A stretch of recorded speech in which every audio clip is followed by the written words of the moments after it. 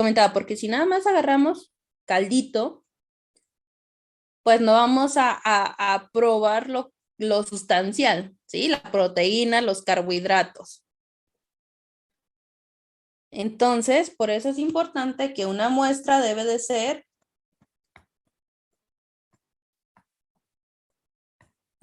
representativa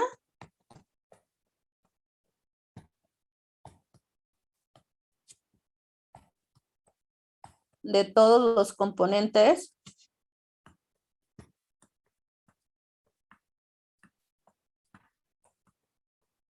y cantidades.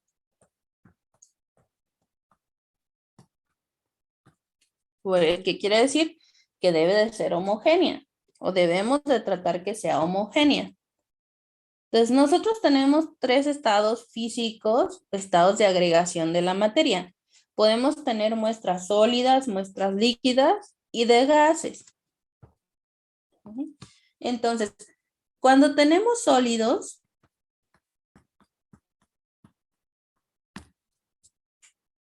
lo primero que hacemos es seleccionar una proporción que se le llama muestra gruesa, que nos va a representar la composición promedio de toda la masa, ¿sí?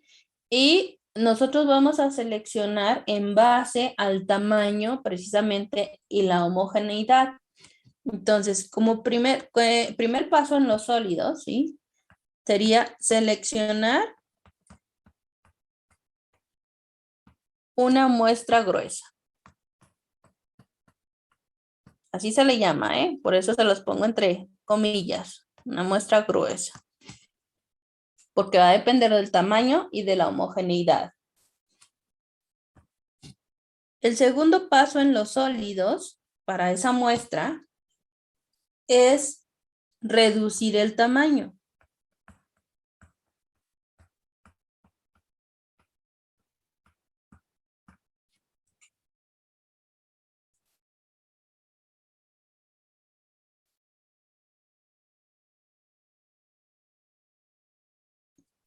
Vamos a suponer que ustedes tienen aquí un contenedor con sólidos, ¿sí? Pero esos sólidos a lo mejor están aglomerados. ¿Qué pasa con los reactivos comúnmente en los laboratorios de las escuelas? Bueno, que no los sellan correctamente, ¿sí? Este es un ejemplo. No los sellan correctamente y muchos compuestos se humedecen, absorben la humedad. ¿Les ha pasado eso en el bachillerato? Que van y toman reactivos y están todos aglomerados, todos hecho bola. Sí, ¿verdad? ¿Y qué hacen ustedes? Se ponen a triturarlo, a rasparle con la espátula para reducir el tamaño. Entonces, eso es lo que se hace también en el muestreo, ¿sí? Tratamos de reducir el tamaño. Entonces, ese sería el segundo paso. Y el tercer paso sería de obtener una muestra, por lo general las muestras de aproximadamente 1 gramo. Seleccionar únicamente 1 gramo. ¿Sí? En la mayoría de los equipos y demás, no utilizamos mucho material con 1 gramo. Incluso 1 gramo en equipos instrumentales como DSC y demás, TMA, con 1 miligramo tenemos para IR, para V.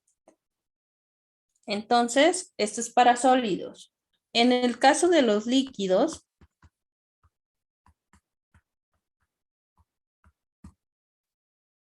¿sí? Hay que tomar diferentes muestras y hacer el análisis en diferentes puntos.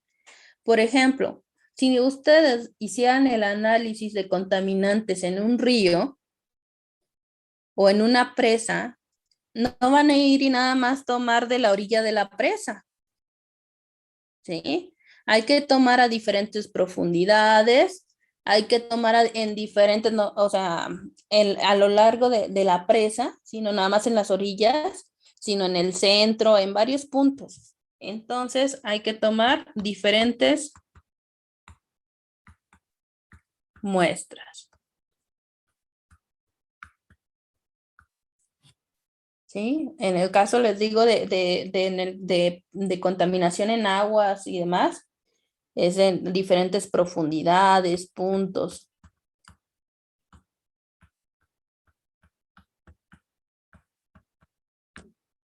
etcétera. Obviamente buscando tener muestras homogéneas.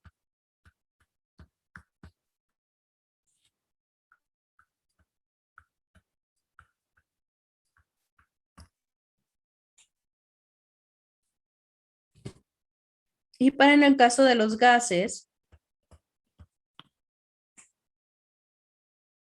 el más claro ejemplo es cuando medimos la contaminación ambiental.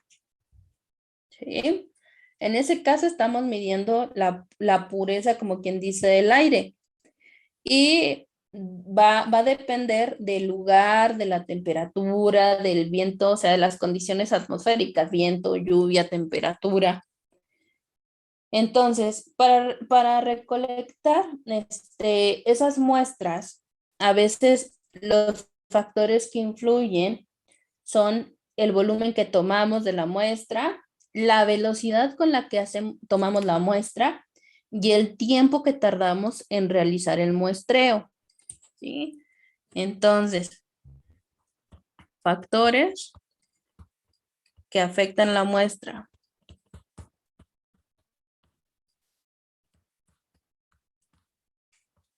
Volumen tomado, velocidad de muestreo,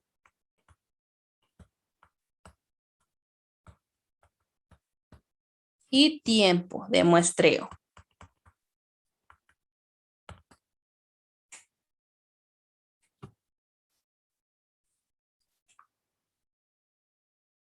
¿Hasta aquí alguna duda del muestreo?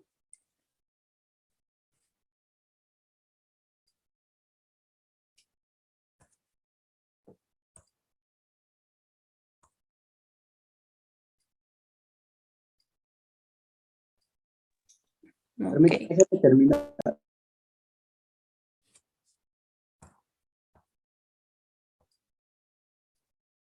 El que habló al final no lo entendí. Que todavía no vaya a borrar, por favor. Ah, ok.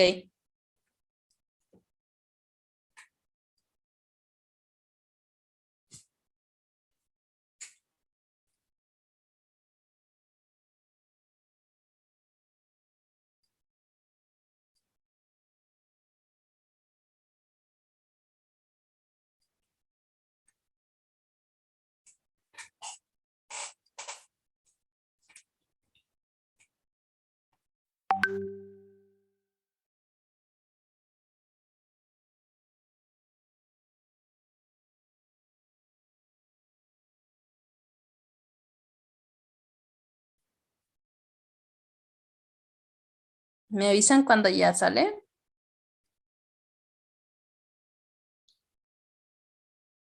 Listo, maestra. Ok, ¿alguien más está escribiendo todavía? No, ya listo. Bueno, vámonos al segundo paso. El segundo paso, habíamos dicho que era la preparación de la muestra.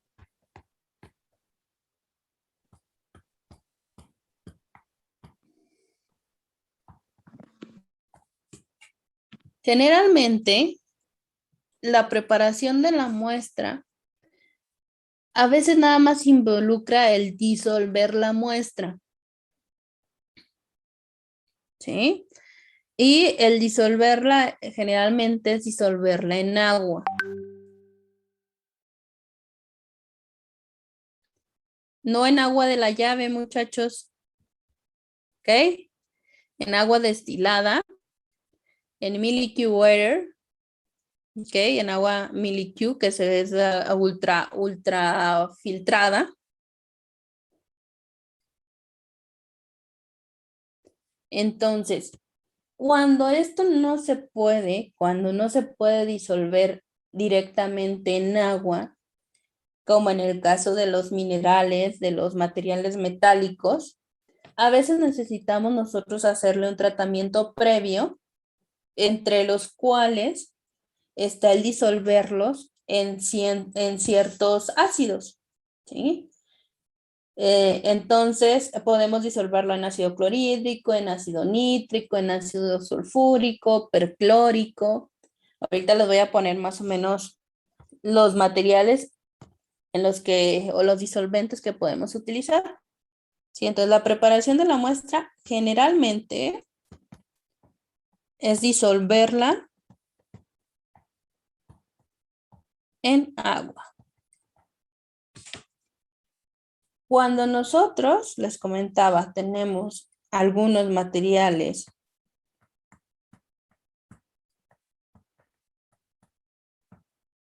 minerales y metálicos,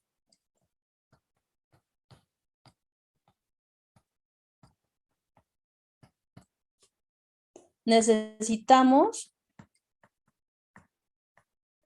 un tratamiento previo.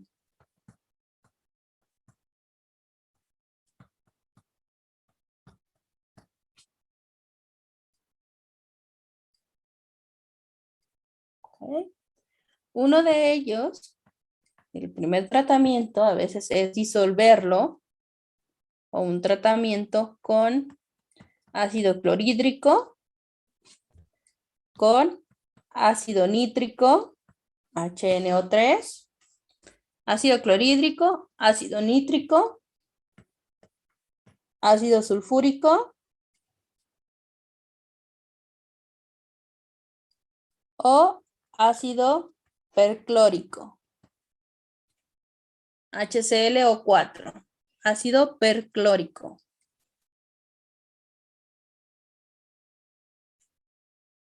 Y un segundo tratamiento que se les puede dar, o sea, otra alternativa, se le llama fusión. No de fusionar, ¿sí? Sino del cambio de este estado físico, la fusión. Entonces, generalmente utilizamos fundentes, se les llama, como el ácido, como, bueno, son fundentes ácidos o bases.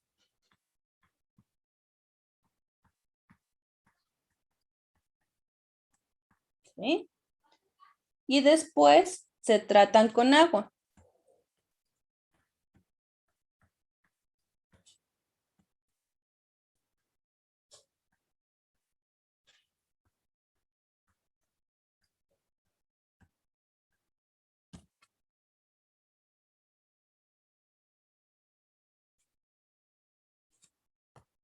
Acerca de los fundentes, los más utilizados son el peróxido de sodio. Es el que más se utiliza, el peróxido de sodio, que es Na2O2. Peróxido de sodio.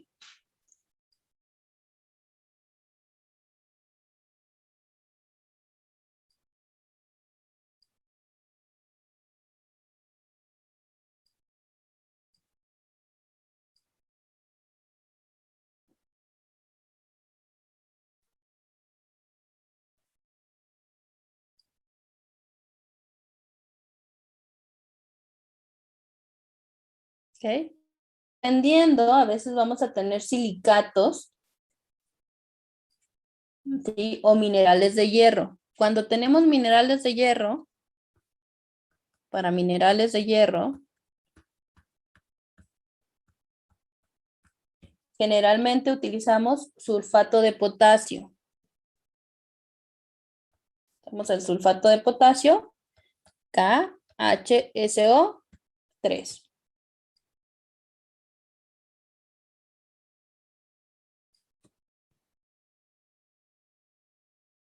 Y cuando tenemos algunos silicatos,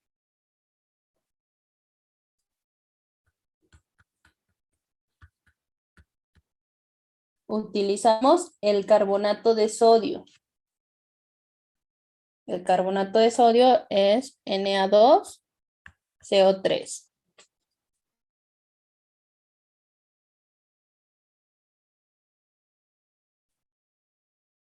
Estos son fundentes.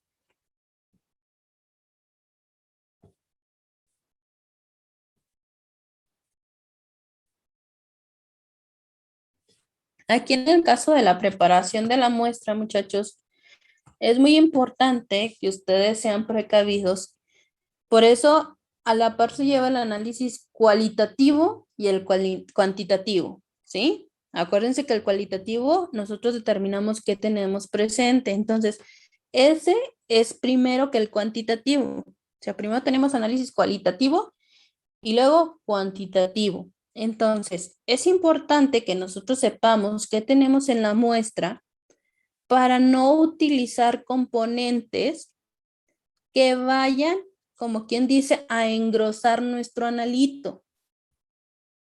¿Sí? Porque entonces, al hacer el análisis, ya no solamente estaríamos contabilizando cuánto teníamos en la muestra, sino interferencia de algún compuesto que utilizamos para preparar la muestra.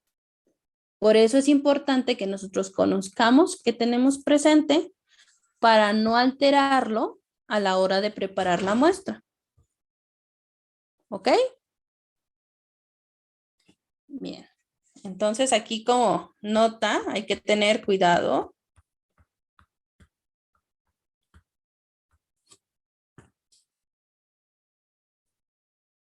de no emplear reactivos que afecten las mediciones.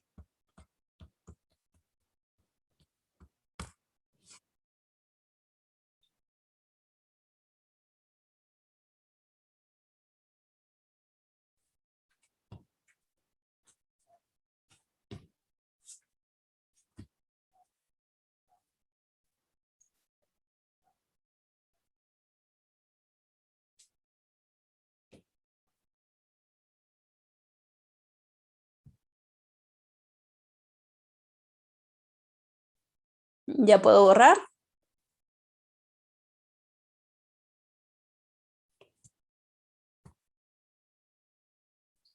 Ok, creo que nadie se opuso a que borrara. Okay. Entonces, el tercer paso dijimos que era la medición. Físicos, químicos y biológicos.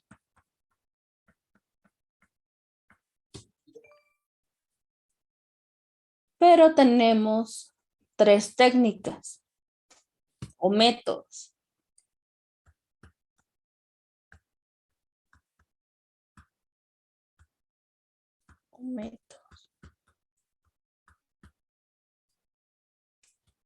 Son tres. Tenemos volumetría,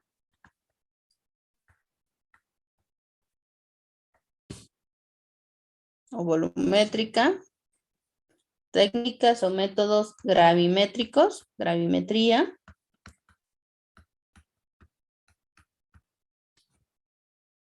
y tenemos un tercero que se le llama instrumental.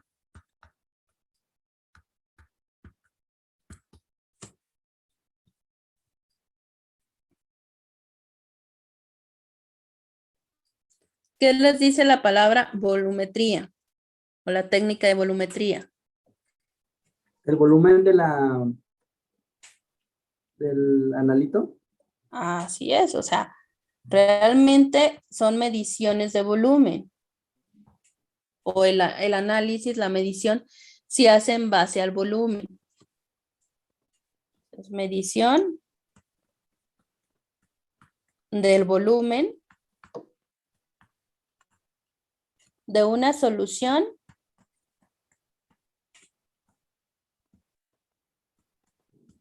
de una concentración conocida.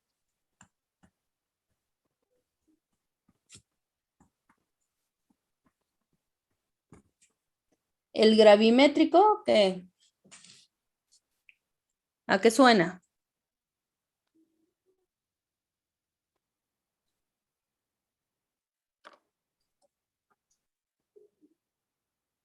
Gravimétrico. Gra. ¿A la gravedad? No, ¿A los gramos? a los gramos, ¿sí? A la masa. Entonces, medición igual de la masa de una solución de concentración conocida. Y luego tenemos el instrumental. En el instrumental se dice que realmente es una forma vaga de llamarla, ¿sí? Una instrumental. Pero hoy en día, esta técnica o estos métodos son los que más utilizamos para cuantificar lo que tenemos, ¿sí? Porque nos hacemos el uso de instrumentos especiales o muy sofisticados.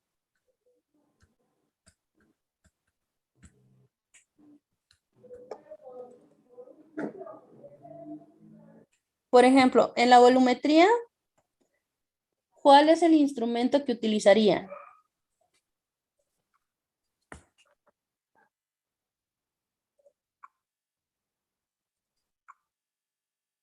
Pues podría ser algún matraz que esté graduado o alguna probeta. ¿Qué se Una llama? probeta, alguna bureta, ¿sí? Bureta, con buretas, con probeta, con matraces, ¿sí? O que mide el volumen. Con el gravimétrico, ¿cómo lo medimos los gramos? Con la báscula. Con una balanza. Obviamente, Analítica. en este tipo de casos vamos a utilizar una balanza analítica, ¿sí? Una balanza que sea confiable de emplear. ¿Sí me escuchan? Sí, eso.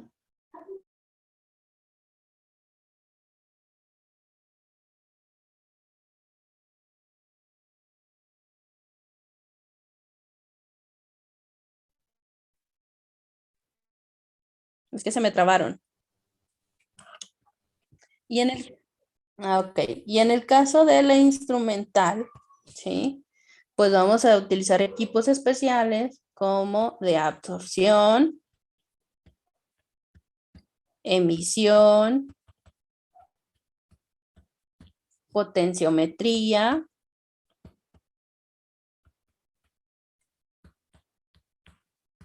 polarografía,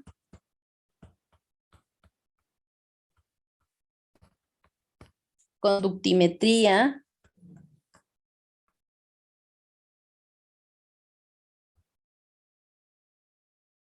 Sí, ok, gracias. A ver si alcanzamos, ¿sale? Ya para no volvernos a conectar. Refractometría.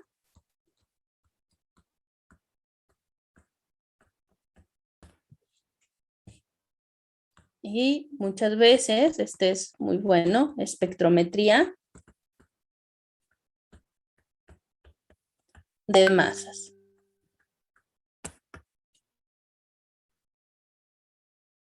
Obviamente, nuestra muestra debe de ser tratada y debe de ser cumplir ciertos criterios para nosotros poderla meter a este tipo de equipos, poderla este, poner en el portamuestras de estos equipos.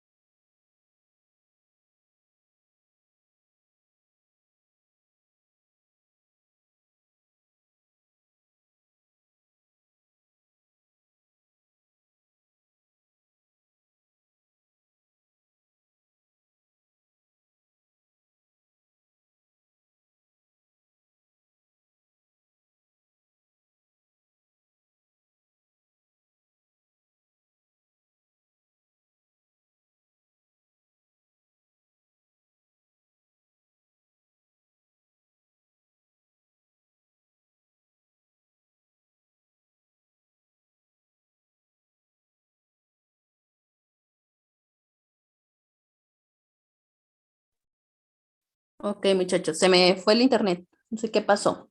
Bueno, entonces les decía que para el cálculo e interpretación, ya nada más ahorita como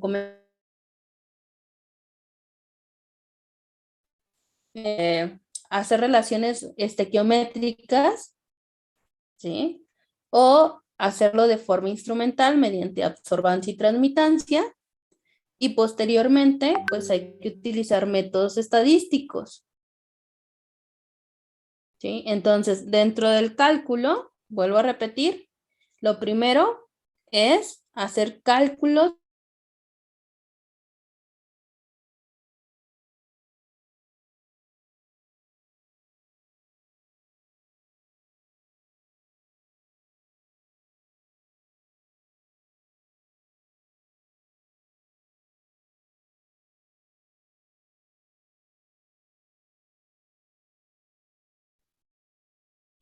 Ok, el primero fue falla de internet y el segundo sí ya se acabó el tiempo. Entonces, en el cálculo e interpretación, lo primero que debemos de hacer, el primer paso, es el cálculo del porcentaje del analita o del analito.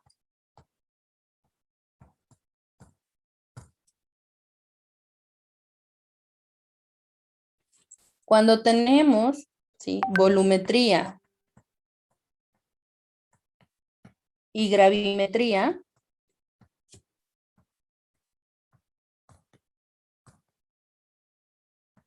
pues hay que hacer una relación estequiométrica de las reacciones RXN, es reacción, de las reacciones químicas. ¿Sí? Por si en sus clases no lo han utilizado, lo utilizamos muy comúnmente para abreviar reacción, RXN. Y cuando tenemos instrumental, pues nos basamos en por ejemplo, en la absorbancia, en la transmitancia. ¿Por qué? Ustedes saben que hay un espectro, el espectro fotoeléctrico, que tenemos señales pues V y R, visibles, de larga de larga y baja alcance, etcétera. Entonces, si nosotros medimos y sabemos, ok, el agua tiene tanta absorbancia, absorbe tanta luz, ¿sí? Pero si tiene 5 gramos de cierto compuesto, va a cambiar su absorción, ¿sí? O su transmisión. Entonces a eso se refiere, que dependiendo la cantidad de soluto que tengan ahí, va a cambiar la absorbancia o la transmitancia del material que se esté analizando. Y después de hacer el cálculo de porcentaje, pues ya después viene la utilización de métodos estadísticos.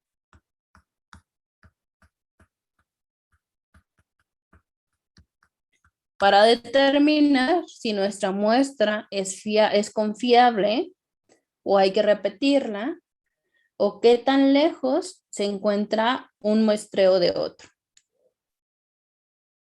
¿Cuál es el error? Mi posible error de medición.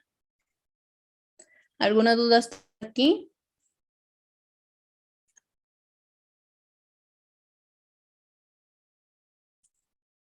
Bueno, si no tienen dudas, el que acabe de anotar se puede retirar y los veo mañana. Hasta mañana.